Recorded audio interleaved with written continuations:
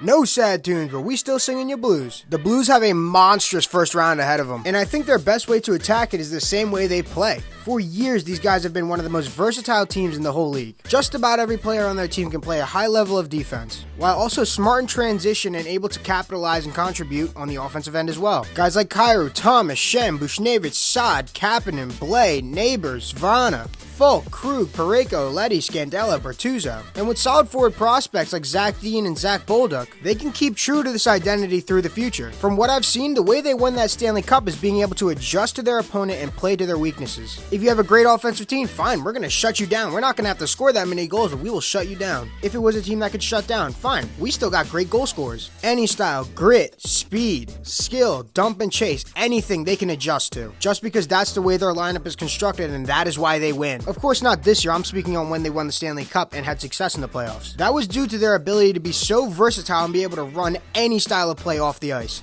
I was truly fascinated by this style, and I'll get into that in another video. But let's get her going here. The 10th overall pick, who they taking? Now, this is going to be an elaborate video, so bear with me. As I stated before, they're going to have to draft exactly like they play. A reactionary style of game and still capitalize to the best of their ability. They could really use a player at all three positions, center, wing, and defense. As it stands right now, the only players signed to long-term are Kyrou and Thomas for forwards, and Pareko on defense. Shen still has 4 more years, Leddy has 2, Krug has 3, and Folk has 3. But as they start to get older, they're about 31 and 32 now. As their contracts start to expire, you want to cycle them out with the good prospects you have coming up. So let's take a look at the draft itself. For many different reasons, it does seem like that there is going to be a certain path that this draft is going to be taking. All the elite centers are going to go first, then wingers, then defensemen. Of course, there will be sprinkles here and there, such as the best defensemen available like Reinbacher and Sandy Pelika, and Michkov, who's a winger who's supposed to go very early. Leonard and Benson are also wingers, but they're versatile as centers as well. And this holds true all the way through the second round. There are sprinkles of good forwards through the late first, early second, but for the most part, it does seem like that's where the high-quality defensemen are going to be going. So, with a need in all three of those positions, I believe the best way to go about this is to react to whoever's best on the board. And you might be thinking, wow, Jake, that's so insightful. Of course, that's how you're going to do it. Obviously, that is how drafts work. But most teams are going into this draft having a general idea of who's going to be available at their pick, having a deep understanding of players that are ahead of them that could fall to them,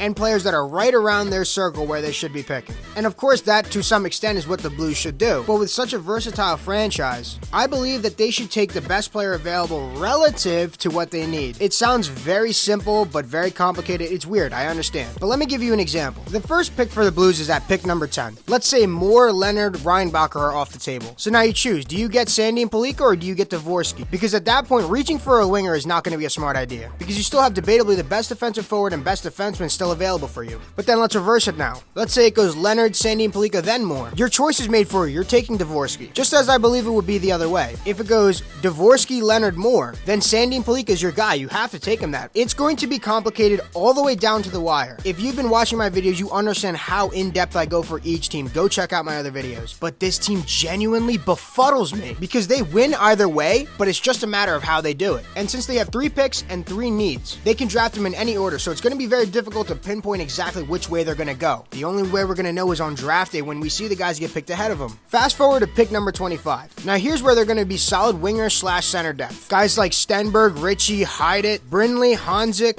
Gauthier, it's up in the air. Once again, we look to the formula I was talking about. We say, okay, if guys like Chalet, Stenberg, Ritchie, and Heidt are all gone, and you already picked Dvorsky, take a guy like Simashev, Wielander, or Dragicevic. Solidify that defensive spot right then and there. But if you already took Sandy and Pelika, go get a guy like Gavin Brindley. Boom, there's your winger or center depending on what you want him to play. Drop down to the 29th pick. Okay, now we got Sandy and Pelika and Brindley. Let's get Oscar Fisker-Molgaard and solidify that center position. He's going to be the best center available. But then again, we can also look at it as, okay, we already have our center and we have our defenseman. Let's get a winger. Brindley may still be available. There are guys like Zemer, Boot, Gauthier, Stramel. There are so many ways that they can attack this draft. But I'm sorry, I can't give a definitive answer on who all 3 of these prospects are going to be. Because genuinely, I don't even think they have an idea of who they're going to get until they get there. I'm exaggerating, of course. But if they use this formula, they're going to be playing a reactionary style of drafting. Because not many teams are blessed with 3 first-round picks in such a deep draft. Most teams with 1 first-round pick are going to be looking to solidify their needs. While St. Louis can sit back and say, hey, we have our needs and we have the picks to take care of them. You guys do you, and we will just pick the best player you don't.